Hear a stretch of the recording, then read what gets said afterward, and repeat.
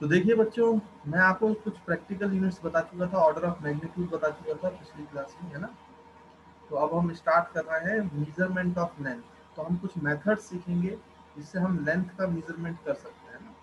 तो आप यहाँ पे हेडिंग डालोगे मेजरमेंट ऑफ लेंथ।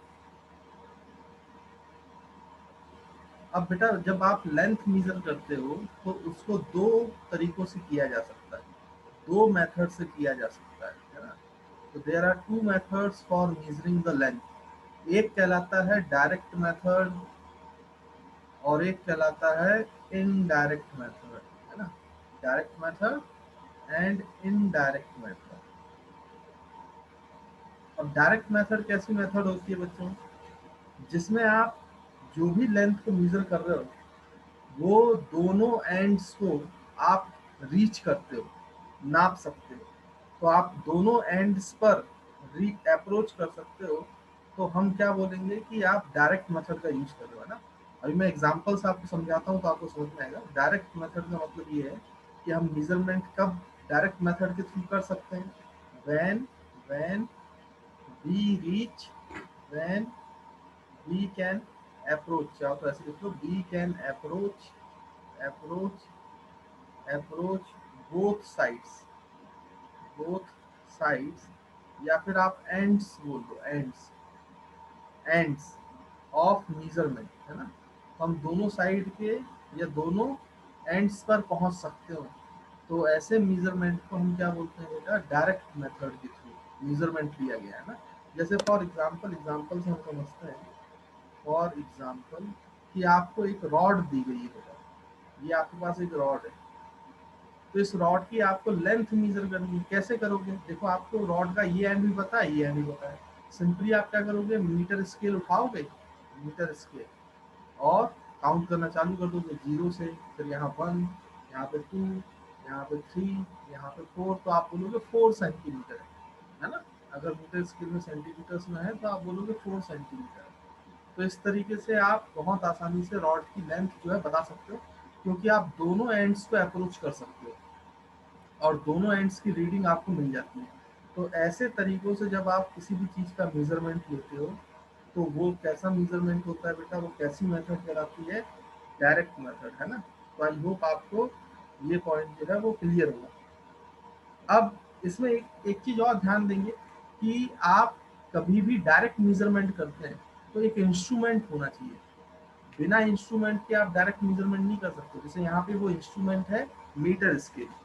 तो डायरेक्ट मेजरमेंट में आप कोई भी चीज मेजर करते हो तो आपके लिए एक इंस्ट्रूमेंट रिक्वायर होता है ना। तो वो इंस्ट्रूमेंट से आप डायरेक्टली जो है दोनों एंड्स तक नाप सकते हैं। अब जो बच्चों ये इंस्ट्रूमेंट यूज करते हैं, इसमें जो ये मिनिमम रीडिंग नाप सकता है इंस्ट्रूमेंट, मिनिमम रीडिंग, उसको हम बोलते हैं लीस्ट काउंट, है ना। तो आप ऐसा सोचो, किसी भी इंस्ट्रूमेंट का मिनिमम मेजरमेंट, या फिर हमें कहना चाहिए कि मिनिमम रीडिंग जो वो देता है ना, वो जो देता है उसको बोला जाता है बच्चों लीस्ट काउंट, है ना। उसको हम बोलते हैं लीस्ट काउंट, याद रखो। जैसे मैं आपको फिर से एग्जांपल समझाता हूँ तो आपको क्लियर हो जाएगा। आपने अगर सेंटीमीटर स्केल देखी, मेरे ख्याल देखी होगी आपने, है ना। तो ऐसे उसमें सेंटीमीटर बना होता है 1 2 3। तो आप सोचो इसमें सबसे छोटी रीडिंग कितनी ले सकते हैं आप एक्यूरेटली किसी भी चीज का। तो आप देखो दो डिविजन्स के बीच में जो मिनिमम सेपरेशन है उतनी रीडिंग ले सकते हो। और दो कंसेक्यूटिव मिनिमम डिविजन्स के बीच में कितना सेपरेशन होता है बेटा, 1 mm का। तो अगर आपसे बोला जाए कि मीटर स्केल का लीस्ट काउंट बताइए कितना है, तो लीस्ट काउंट एलसी से डिनोट करते हैं ना बेटा, लीस्ट काउंट को एलसी से डिनोट करते हैं। तो एलसी ऑफ मीटर स्केल जो है वो 1 mm आएगा बेटा, 1 mm। Metre scale is equals to 1 mm, क्योंकि आप मिनिमम जो मेजरमेंट ले सकते हो, मिनिमम रीडिंग ले सकते हो, वो केवल 1 mm की ले सकते हो, है ना। तो ध्यान दें, लीस्ट काउंट बोलते हैं उसको जो कोई भी इंस्ट्रूमेंट मिनिमम मेजरमेंट करता है। जैसे मैं आपसे बोलूं वर्नियर कैलिपर, वर्नियर कैलिपर, तो वर्नियर कैलिपर बेटा इसका लीस्ट काउंट और कम होता है। वर्नियर कैलिपर का लीस्ट काउंट अगर आप देखेंगे तो वो 0.01 mm होता है, 0.01 mm। इससे भी अच्छा एक इंस्ट्रूमेंट होता है जिसका लीस्ट काउंट और कम होता है, आप और छोटी लेंथ को भी नाप सकते हो, उसको बोलते हैं स्क्रू गेज। तो ये आपके प्रैक्टिकल्स में है, वर्नियर कैलिपर और स्क्रू गेज, है ना। तो जब भी स्कूल जो है आपके होंगे तो आपको लैब में कराए जाएंगे, है ना। और इसकी जो लीस्ट काउंट है ये और भी छोटी होती है, 0.001 है ना। तो इतना कम चीजों को ये जो है नाप सकता है। आई होप आपको ये पॉइंट जो है बेटा क्लियर होगा। अगर आप मीटर में लिखना चाहो तो मीटर स्केल का लीस्ट काउंट देखो, एमएम है ना, मिलीमीटर है, मिलीमीटर। मिली में 10⁻³ का मल्टीप्लाई होता है, याद करो मैंने प्रीफिक्स बताए थे आपको। तो अगर ये 0.01 है तो ये 0.01 इंटू 10⁻³ होगा, बट आप इसको 10⁻⁻4 लिख सकते हो। सॉरी मैंने थोड़ी सी गड़बड़ कर दी बच्चों, उसको सुधार देना। लीस्ट काउंट जो है वो 0.1 mm होता है इसका बेटा, वर्नियर कैलिपर का। और 0.01 जो है वो लीस्ट काउंट स्क्रू गेज का, तो ये सही लिखना, मैंने लिखने में गलती कर दी। तो इसका जब आप 1 मल्टीप्लाई करोगे तो ये 0.1 एक्चुअली में 10⁻⁻1 है बेटा, और मिलीमीटर से -3 और मल्टीप्लाई हुआ तो ये -4 हो जाएगा, -4 मीटर। वैसे ही 0.01 तो इसको लिख सकते हो 10⁻⁻2। तो और 10⁻⁻3 और मल्टीप्लाई होगा तो 10⁻⁻5 मीटर कह सकते हैं। तो ये मीटर के टर्म्स में भी मैंने आपको लीस्ट काउंट बता दिया, और मैंने आपको मिलीमीटर के टर्म्स में भी लीस्ट काउंट बता दिया। तो आई होप आपको इसमें कोई दिक्कत नहीं होगी भाई, है ना। तो ये डायरेक्ट मेजरमेंट क्या है, कैसे हम डायरेक्ट मेथड से चीज़ों को मेजर कर लेते हैं, वो आपको क्लियर होगा। फिर उसके बाद लेंथ को मेजर करने की कई सारी इनडायरेक्ट मेथड भी होती है। अब इनडायरेक्ट मेथड जो है वो हम वहाँ यूज़ करते हैं जहाँ पर हम दोनों एंड्स पे नहीं पहुँच सकते। किसी एक एंड पे तो हम पहुँचेंगे बेटा, लेकिन दूसरे एंड पर पहुँच नहीं सकते। जैसे मैं आपसे बोलूँ कि ये हमारा अर्थ है, अर्थ, और ये बच्चों आपका सन है, सन।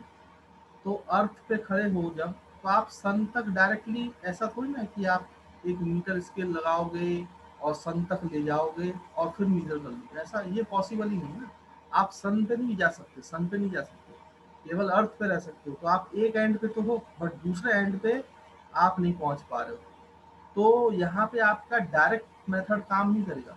फिर हमें इसको किसी डिस्टेंस को इनडायरेक्टली निकालना पड़ता है, ऐसी डिस्टेंसेस को इनडायरेक्टली निकालना पड़ता है। अब ऐसी डिस्टेंसेस को इनडायरेक्टली कैसे निकालेंगे भाई, तो उसके लिए कुछ और मेथड्स हैं। तो यहाँ पे आप इनडायरेक्ट मेथड में बोल सकते हो कि इनडायरेक्ट मेथड तब यूज की जाती है when we can not reach, when we can not reach reach both hands, both ends, both ends, है ना। तो जब आप बोथ एंड्स पे नहीं पहुंच पाते हो तो आप कौन सी मेथड यूज करोगे, इनडायरेक्ट।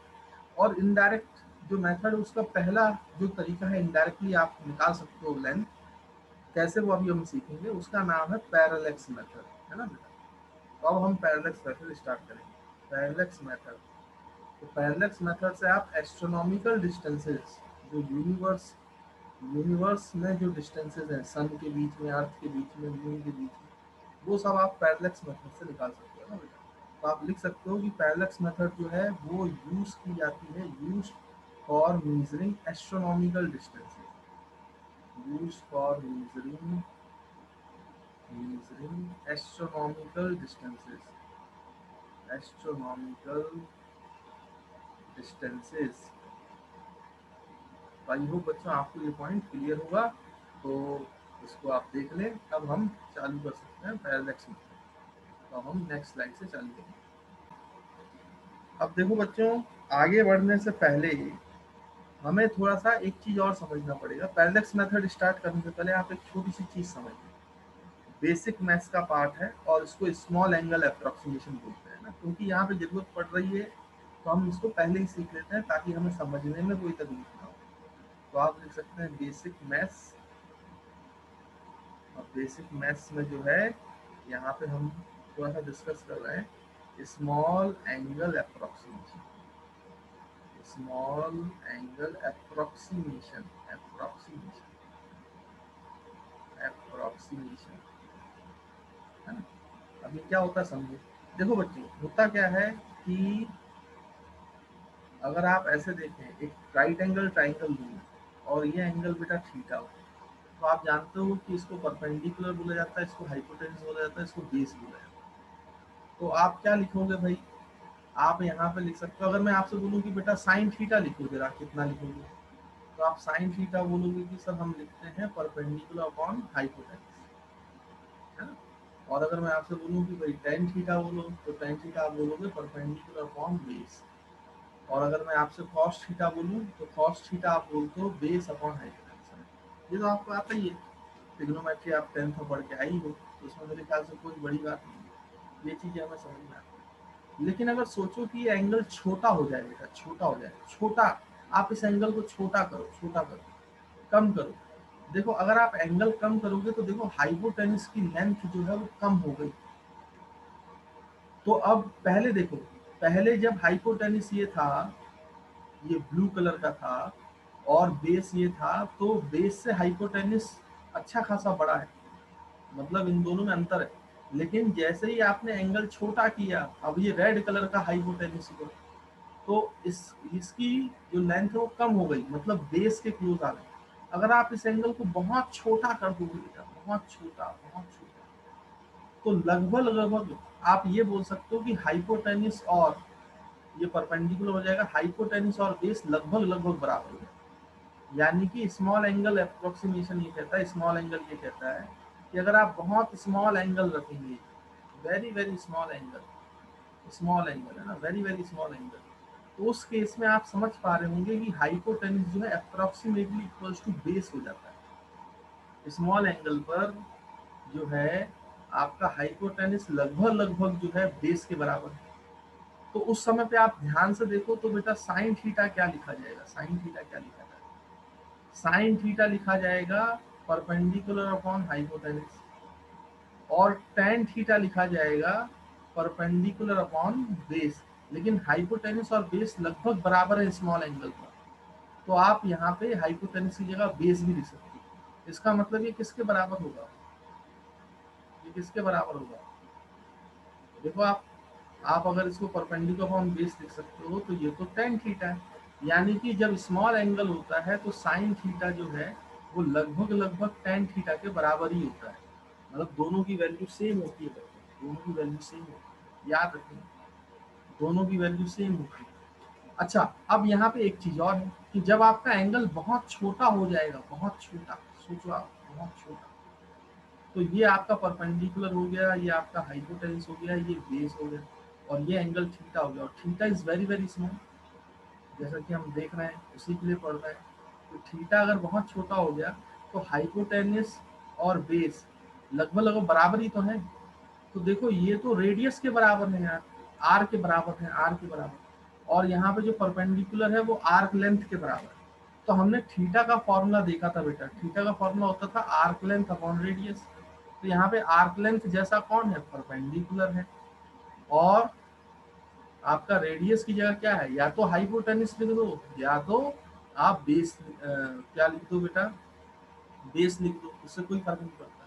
और ये लगभग लगभग किसके बराबर बेटा, साइन थीटा के बराबर। यानी कि सोचो कि क्या लॉजिक है, मतलब क्या आपका स्मॉल एंगल अप्रोक्सीमेशन बोलता है, स्मॉल एंगल अप्रोक्सीमेशन ये बोलता है कि अगर आपका थीटा बहुत छोटा है, theta is very very small, तो आप ये लिख सकते हो कि sine theta is approximately equals to tan theta, and this will approximately equals to theta.